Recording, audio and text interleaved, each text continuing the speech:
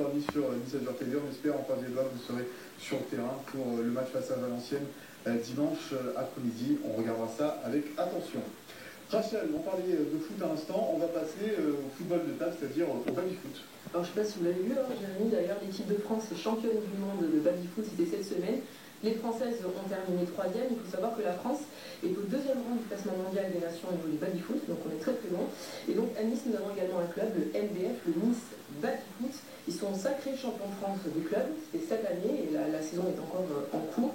Et leur objectif finalement c'est un petit peu de tordre le cou au cliché. Voilà, le baby-foot c'est un loisir et le football de table c'est de la compétition et vous allez voir dans le reportage.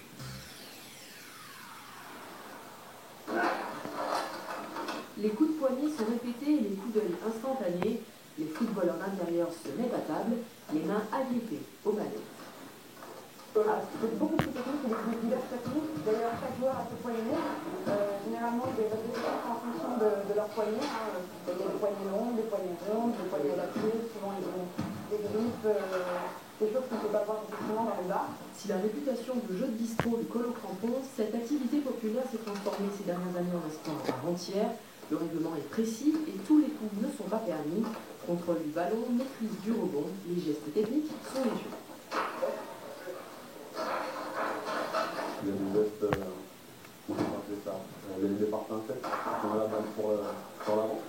Après il y a un jeu en mouvement, il peut aussi y avoir des virgules ou des snakes dans les termes employés par le joueur. Technicité et fair play symbolisent les principales valeurs de cette discipline. Au football de table, pas de place à la simulation. On peut essayer certains joueurs essayent de prendre des fautes qui sont imaginaires, mais on ne peut pas tomber dans la surface sur notre tête. Réouvert depuis 2 ans, le club est depuis cette année affilié à la Fédération française de football sur table.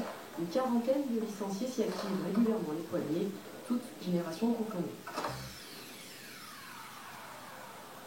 Donc, je vous l'ai dit tout à l'heure, le MDF est champion de France des clubs cette saison. Ils ont également 2 Niçois qui sont vice-champions du monde de leur catégorie. Et il faut savoir aussi que le MDF est hébergé par la structure Art et Loisirs 06 depuis 3 ans. Donc si vous aussi vous voulez aller donner des petits coups de poignet, allez sur le site www.artetloisirs06.fr. C'est noté. Rachel, on passe à la première partie de l'agenda. On commence par du football. On a dit l'OGC Nice qui reçoit Valenciennes. C'est la reprise du championnat et le match sera